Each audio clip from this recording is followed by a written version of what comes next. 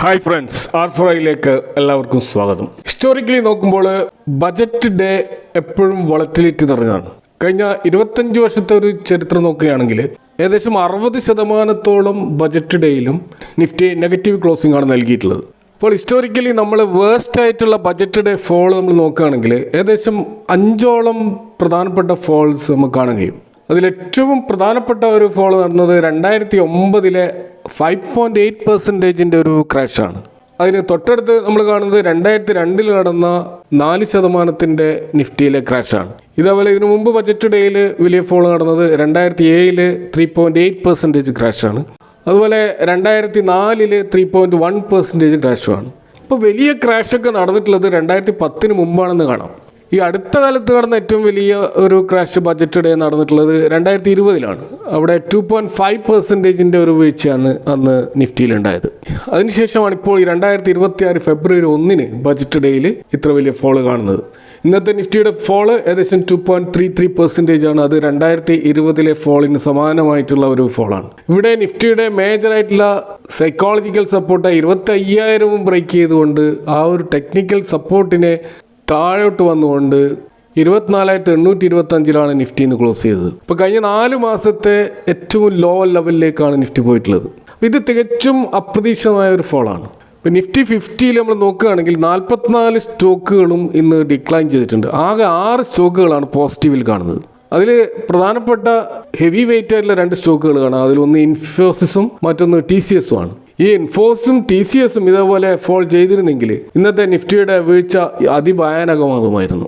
ഇപ്പോൾ ഇൻഫോസിസും TCSും കൂടാതെ വിപ്രോ, അതുപോലെ Max Health Care, Cipla, Sun Pharma പോലെയുള്ള സ്റ്റോക്കുകളും നിഫ്റ്റി 50യിൽ നിന്ന് പോസിറ്റീവിൽ ക്ലോസ് ചെയ്ത സ്റ്റോക്കുകളാണ്. ബാക്കി 44 സ്റ്റോക്കുകൾ ഇന്ന് നെഗറ്റീവിലാണ് ക്ലോസ് ചെയ്തത്.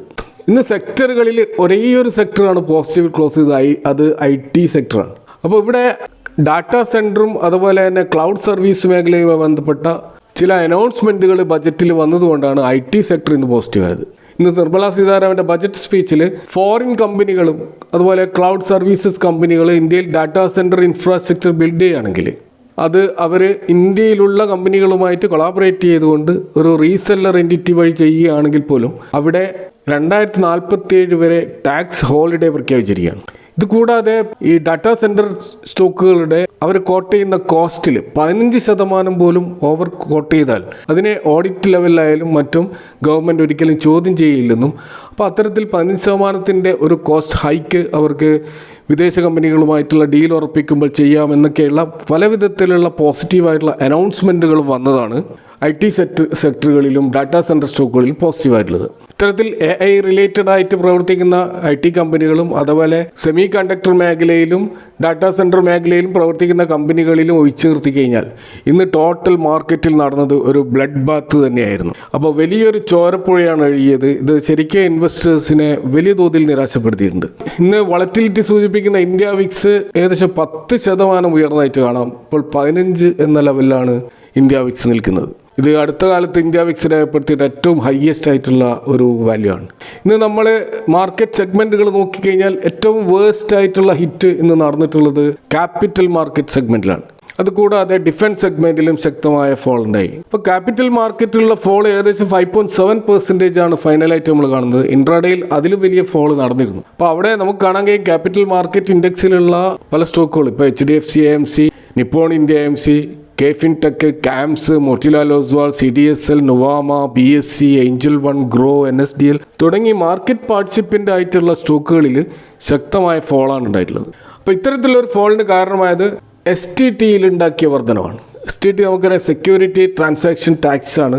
അപ്പോൾ F&O മാർക്കറ്റിൽ, അത് ഫ്യൂച്ചർ മാർക്കറ്റിൽ 150% വർധനവും ഓപ്ഷൻസ് മാർക്കറ്റിൽ 50% വർധനവുമാണ് ബജറ്റിൽ പ്രഖ്യാപിച്ചത്. ഇപ്പോൾ ഫ്യൂച്ചേഴ്സിൽ 0.02% മാത്രം ഉണ്ടായിരുന്ന സ്ഥാനത്ത് ഇപ്പോൾ 0.05% ആയിട്ടും, അതേപോലെ ഓപ്ഷൻ മാർക്കറ്റിൽ 0.1% എന്നുള്ള ലെവലിൽ നിന്ന് 0.15% ആയിട്ടും അത് ഉയർത്തിയിരിക്കുകയാണ്.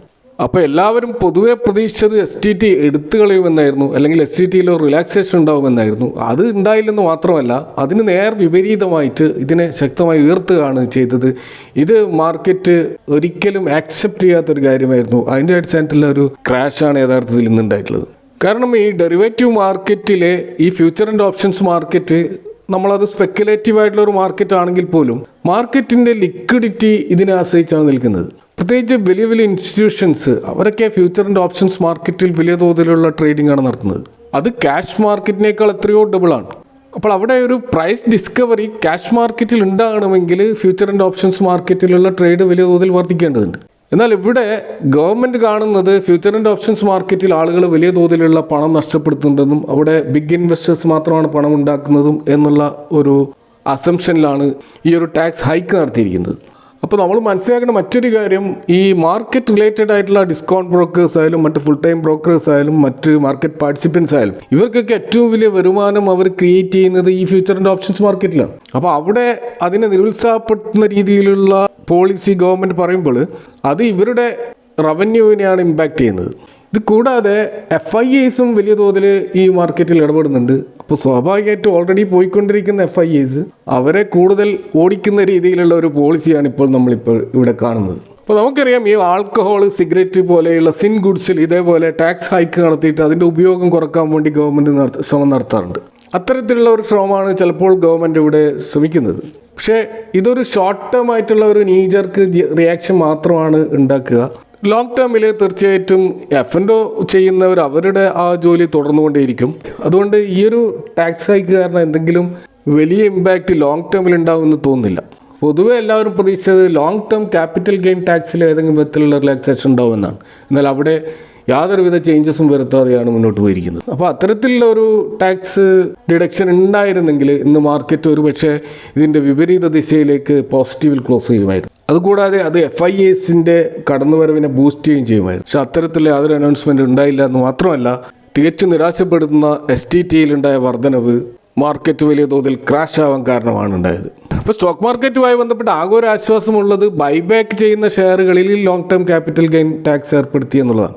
ഇതിനു മുമ്പ് നമ്മളൊരു ബൈബാക്ക് ഓഫറിൽ നമ്മളെ സ്റ്റോക്ക് വിൽക്കുമ്പോൾ അതിൻ്റെ കംപ്ലീറ്റ് വിറ്റ സ്റ്റോക്കുകളുടെ മൊത്തം വാല്യൂവിൽ നമ്മൾ ടാക്സ് സ്ലാബ് അനുസരിച്ചിട്ടുള്ള ഒരു ടാക്സ് ഏർപ്പെടുത്തി. അപ്പോൾ അതിപ്പോൾ അതിൻ്റെ പ്രോഫിറ്റ് ഫാക്ടറിൽ മാത്രം long term capital gain tax കൊടുത്താൽ മതി എന്ന ഒരു ആശ്വാസം മാത്രമാണ് ആകെ സ്റ്റോക്ക് മാർക്കറ്റിൽ ആയി ബന്ധപ്പെട്ട് എന്തെങ്കിലും പോസിറ്റീവായിട്ടുള്ള ഒരു ന്യൂസ് നമ്മൾ കാണുന്നത്.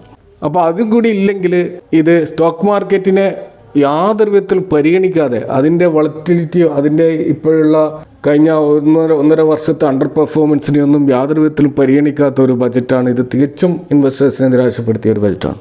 ഇപ്പോൾ ക്യാപിറ്റൽ മാർക്കറ്റിലെ ഫോൾ കൂടാതെ മറ്റൊരു പ്രധാനപ്പെട്ട സെഗ്മെൻറ്റിൽ ഫോൾ ഉണ്ടായിരുന്നത് ഡിഫൻസ് സ്റ്റോക്കുകളിലാണ്. ഇപ്പോൾ Bharat Electronics, Mazagon Ship Builders, Hindustan Aeronautics, Bharat Dynamics, Apollo Micro അതുപോലെ ടാറ്റ പാറ്റേൺസ്, ഇത്തരത്തിലുള്ള പല ഇമ്പോർട്ടൻ്റ് ആയിട്ടുള്ള സ്റ്റോക്കുകളും ഇന്ന് ഡിക്ലൈൻ ചെയ്ത് കാണാം.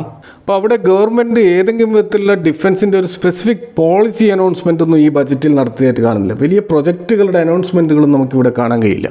എന്നാൽ അവിടെ 7.85 ലക്ഷം കോടിയുടെ ഒരു അലോക്കേഷൻ ഡിഫൻസ് സെഗ്മെൻറ്റിൽ ഉണ്ടായിട്ടുണ്ട്. അത് 15% ഒരു ഇൻക്രീസാണ്. യഥാർത്ഥത്തിൽ അത്തരം ഒരു ഇൻക്രീസ് ഉണ്ടാകുമ്പോൾ സ്വാഭാവികമായിട്ടും മാർക്കറ്റ് അതിനോട് പോസിറ്റീവായി പ്രതികരിക്കേണ്ടതാണ്.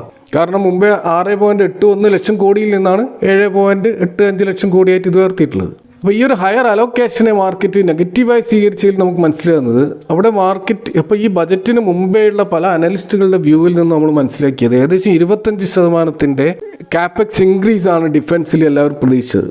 പ്രത്യേകിച്ച് പല ഇൻ്റർനാഷണൽ ബ്രോക്കറേജ് ഇപ്പോൾ ജെഫ്രീസൊക്കെ അത് കൃത്യമായിട്ട് 25% കാപ്പെക്സ് ഇൻക്രീസ് ഉണ്ടാകുമെന്ന് ഉറപ്പിച്ചു പറഞ്ഞിരുന്നു. നമ്മൾ കാണുന്നത് 15% ഒരു ഇൻക്രീസ് മാത്രമാണ്. കൂടാതെ വലിയ വാർത്തകളിൽ ഇടം പിടിക്കുന്ന രീതിയിലുള്ള മറ്റ് ഡിഫൻസ് അനൗൺസ്മെൻറ്റുകളും ഒന്നും വരാത്തതും പൊതുവെ ഇൻവെസ്റ്റേഴ്സിനെ നിരാശരാക്കി എന്ന് വേണം മനസ്സിലാക്കാം. അതുകൊണ്ട് തന്നെ ഹൈ PEയിൽ ട്രേഡ് ചെയ്യുന്ന ഈ സ്റ്റോക്കുകളിൽ പൊസിഷൻ എടുത്തവരൊക്കെ വലിയ തോതിൽ സെല്ല് ചെയ്ത് ഒഴിവാക്കിയെന്നാണ് മനസ്സിലാക്കാൻ കഴിയുന്നത്. ഇനി നമ്മൾ മൊത്തത്തിലുള്ള ക്യാപിറ്റൽ എക്സ്പെൻഡിച്ചറിലേക്ക് വന്നു കഴിഞ്ഞാൽ 12.2 ലക്ഷം കോടിയുടെ ഒരു ക്യാപിറ്റൽ എക്സ്പെൻഡിച്ചറാണ് അനൗൺസ് ചെയ്തിരിക്കുന്നത്. ഇത് കറണ്ട് ഫിസിക്കൽ ഇയറിൽ നടന്നുകൊണ്ടിരിക്കുന്ന 11.2 ലക്ഷത്തേക്കാൾ കൂടുതലാണ്. അപ്പോൾ അവിടെ തീർച്ചയായിട്ടും ഒരു 8% ഒക്കെ വർധനവ് ക്യാപിറ്റൽ എക്സ്പെൻഡിച്ചറിൽ ഉണ്ടായിട്ടുണ്ട്. അപ്പോൾ ഇത്തരത്തിലുള്ളൊരു ഇൻഫ്രാസ്ട്രക്ചർ പുഷ് തീർച്ചയായിട്ടും പല സ്റ്റോക്കുകളിൽ ഒരു പോസിറ്റീവ് ഇമ്പാക്റ്റ് അടുത്ത മീഡിയം ടു ഷോർട്ട് ടേമിൽ ഉണ്ടാക്കും. അപ്പോൾ അതിൽ ഒരു പ്രധാനപ്പെട്ട ഒരു മേഖല നമ്മൾ കാണുന്നത് ഈ മെട്രോ ഡെവലപ്മെൻറ്റുമായി ബന്ധപ്പെട്ടിട്ട് high lift systems, multi storey ഇൻഫ്രാസ്ട്രക്ചറിൻ്റെ ഒരു മെട്രോ പ്രൊജക്റ്റുകളൊക്കെ നമ്മൾ ബജറ്റിൽ കാണാൻ കഴിയും. അവിടെ ക്യാപിറ്റൽ ഗുഡ്സ് മാനുഫാക്ചറിങ് ചെയ്യുന്ന കമ്പനികൾക്ക് അത് വളരെയധികം പോസിറ്റീവാണ്. അപ്പോൾ അത്തരത്തിൽ നമ്മൾ കാണുന്നത് action construction equipment, electron engineering, ground lifters പോലെയുള്ള ഹെവി ഡ്യൂട്ടി ലിഫ്റ്റിംഗ് സിസ്റ്റംസും ടണലിംഗ് എക്യുപ്മെൻറ്റും ഒക്കെ സപ്ലൈ ചെയ്യുന്ന ഇത്തരത്തിലുള്ള കൺസ്ട്രക്ഷൻ മെഷീനറികൾ നിർമ്മിക്കുന്ന കമ്പനികൾക്ക് പോസിറ്റീവായിട്ടുള്ള ഒരു കാര്യമാണ്. അപ്പോൾ ആ സ്റ്റോക്കുകൾ തീർച്ചയായിട്ടും ഫോക്കസിൽ വരും. സീഗാൽ, അതുപോലെ AFCON infrastructure, NCC, KEC international, GR infra project, HG infra പോലെയുള്ള സ്റ്റോക്കുകൾക്കും ഈ ഒരു ഇൻഫ്രാസ്ട്രക്ചർ പുഷ് പോസിറ്റീവായിട്ട് വരാൻ സാധ്യതയുണ്ട്. ഇതേപോലെ റെയർ എർത്ത് മേഖലയുമായി ബന്ധപ്പെട്ടിട്ടുള്ള ചില അനൗൺസ്മെൻറ്റുകൾ നമുക്ക് ബജറ്റിൽ കാണാൻ കഴിയും. ഒറീസ, കേരള, ആന്ധ്രാപ്രദേശ്, തമിഴ്നാട് പോലെയുള്ള റെയർ എർത്ത് കോറിഡോർസിനെ ഡെവലപ്പ് ചെയ്യാൻ വേണ്ടിയിട്ടുള്ള അനൗൺസ്മെൻറ്റിൽ, അതായത് പ്രത്യേകിച്ച് ഇപ്പോൾ ഇന്ത്യയുടെ critical mineral supply chain develop ചെയ്യുക എന്നതിൻ്റെ അടിസ്ഥാനത്തിൽ റെയർ എർത്ത് മേഖലയിൽ ചൈനയുമായിട്ടുള്ള ഒരു ഡിപ്പെൻഡൻസി ഒഴിവാക്കുക എന്നതിൻ്റെ അടിസ്ഥാനത്തിലുള്ള പോളിസിയാണ് ഇവിടെ പറഞ്ഞിട്ടുള്ളത്. അപ്പോൾ അതിൻ്റെ അടിസ്ഥാനത്തിൽ നമുക്ക് ഫോക്കസ് ചെയ്യാൻ പറ്റുന്ന സ്റ്റോക്കുകൾ കാണുന്നത് ഗുജറാത്ത് മിനറൽ ഡെവലപ്മെൻറ്റ് കോർപ്പറേഷനും NLC ഇന്ത്യ പോലെയുള്ള സ്റ്റോക്കുകളാണ്. ഇതേപോലെ റെയിൽവേയുടെ ഹൈസ്പീഡ് കോറിഡോർസിനെ കുറിച്ച് ബജറ്റിൽ പരാമർശിക്കുന്നുണ്ട്. മുംബൈ, പൂനെ, അതുപോലെ പൂനെ ഹൈദരാബാദ് ബാംഗ്ലൂർ, ബാംഗ്ലൂർ ചെന്നൈ പോലെയുള്ള ഹൈസ്പീഡ് കോറിഡോർസിൻ്റെ റെയിൽവേ ഇൻഫ്രാസ്ട്രക്ചർ ഡെവലപ്മെൻറ്റിനെ കുറിച്ച് ബജറ്റിൽ പറയുന്നുണ്ട്. അതിൻ്റെ അടിസ്ഥാനത്തിൽ RVNL, അതുപോലെ ഇർക്കോൺ ഇൻ്റർനാഷണൽ പോലെയുള്ള സ്റ്റോക്കുകൾക്ക് അത് പോസിറ്റീവാണ്. അതുപോലെ ഇലക്ട്രിഫിക്കേഷനും അതുപോലെ സിവിൽ കോൺട്രാക്ടർ മേഖലയിൽ പ്രവർത്തിക്കുന്ന KEC ഇൻ്റർനാഷണൽ, NCC, അതുപോലെ അശോക് ബിൽഡ്കോൺ പോലെയുള്ള സ്റ്റോക്കുകളും അത് പോസിറ്റീവാണ്. അതുപോലെ റെയിൽവേ പ്രൊജക്റ്റുകൾക്ക് ഫൈനാൻസ് നൽകുന്ന IRFCക്കും അത് പോസിറ്റീവായിട്ടുള്ള ഒരു കാര്യമാണ്. അതുപോലെ നേരത്തെ സൂചിപ്പിച്ച AI ഡാറ്റാ സെൻറ്റർ ഇക്കോസിസ്റ്റത്തിലുള്ള സ്റ്റോക്കുകൾ തീർച്ചയായിട്ടും Techno Electric engineering, Netweb technologies, Orient technologies, Anant Raj, Cummins India പോലെയുള്ള സ്റ്റോക്കുകളും അതുപോലെ CG പവർ പോലെയുള്ള സ്റ്റോക്കുകളും ഈ രീതിയിൽ ബജറ്റ് അനൗൺസ്മെൻറ്റിൻ്റെ ഭാഗമായിട്ട് പോസിറ്റീവായി വരാൻ സാധ്യതയുള്ള സ്റ്റോക്കുകളാണ്. ഇതുപോലെ ബജറ്റിൽ പറഞ്ഞിട്ടുള്ള മറ്റൊരു പ്രധാനപ്പെട്ട ഒരു മേഖല മെഡിക്കൽ ടൂറിസവുമായി ബന്ധപ്പെട്ടിട്ടുള്ള ഒരു പുഷാണ്. അപ്പോൾ മെഡിക്കൽ, അതേപോലെ എഡ്യൂക്കേഷണൽ റിസർച്ച് ഫെസിലിറ്റീസ് ഒക്കെ പ്രൊവൈഡ് ചെയ്യുന്ന ആയുഷ് സെൻറ്റേഴ്സ് ഒക്കെയുള്ള, അതുപോലെ മെഡിക്കൽ വാല്യൂ ടൂറിസം ഫെസിലിറ്റേഷൻ സെൻറ്ററുകളും ഇൻഫ്രാസ്ട്രക്ചറൊക്കെ അടങ്ങിയിട്ടുള്ള മെഡിക്കൽ ഹബ്ബുകൾ ഏകദേശം 5ഓളം സ്റ്റേറ്റുകളിൽ റീജിയണൽ വൈസായിട്ട് നിർമ്മിക്കാനുള്ള ഒരു പ്രൊപ്പോസൽ ബജറ്റിലുണ്ട്. അപ്പോൾ ഇത് പല ഹെൽത്ത് കെയർ സ്റ്റോക്കുകളിലും പോസിറ്റീവായി വന്നിട്ടുണ്ട്. ഇപ്പോൾ Apollo Hospital, Max Health Care, Aster DM, Narayana Hrudayalaya Health Care പോലെയുള്ള സ്റ്റോക്കുകളിലും ഇത് പോസിറ്റീവായിട്ടുള്ള ഒരു കാര്യമാണ്. അപ്പോൾ ഇതൊക്കെയാണ് നിലവിലെ ഇൻഫർമേഷൻസ് വെച്ചിട്ട് ബജറ്റുമായി ബന്ധപ്പെട്ടിട്ടുള്ള ഷെയർ ചെയ്യുന്നത്. ഈ വിഷയങ്ങളുമായി ബന്ധപ്പെട്ട നിങ്ങളുടെ അഭിപ്രായങ്ങൾ കമൻറ്റുകൾ അറിയിക്കുക. Thank for watching. See next time with another video.